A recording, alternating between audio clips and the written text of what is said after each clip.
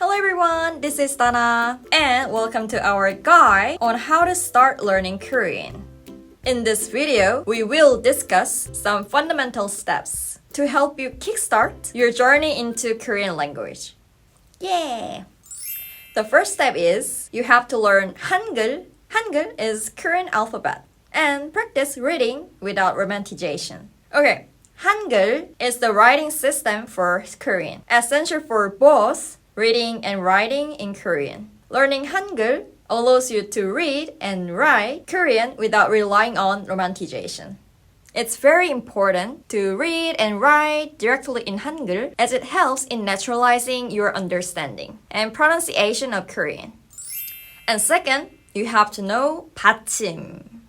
받침. 받침 is finer consonants. Korean includes consonant clusters known as 받침. 받침.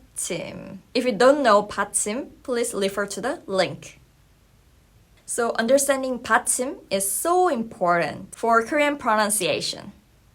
Hey guys! Hi again. Sorry to interrupt, but I wanted to share amazing, fantastic language learning app called Ling.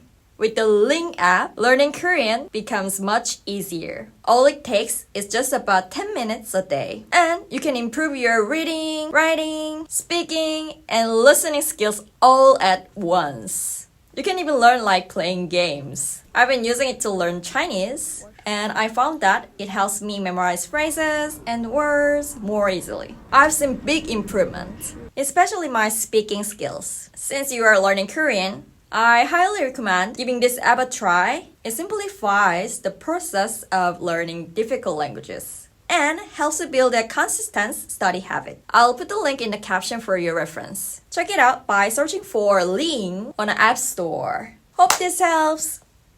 Third, you have to know particles.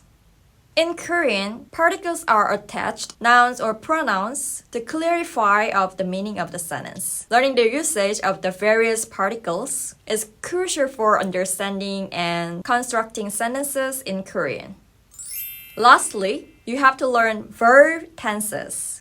Tenses. Korean verb change according to tense, affecting the meaning of sentences. Properly understanding and using past, present, and future tenses is essential for effective communication in Korean. Studying verb tenses helps you speak and understand Korean sentences more naturally.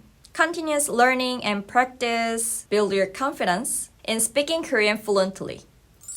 Okay, thank you for watching this video and wish you the best luck on your journey to learning Korean. Don't forget to subscribe to our channel for more language learning tips and tutorials. Please click the like button. Thank you guys. Bye bye. 안녕.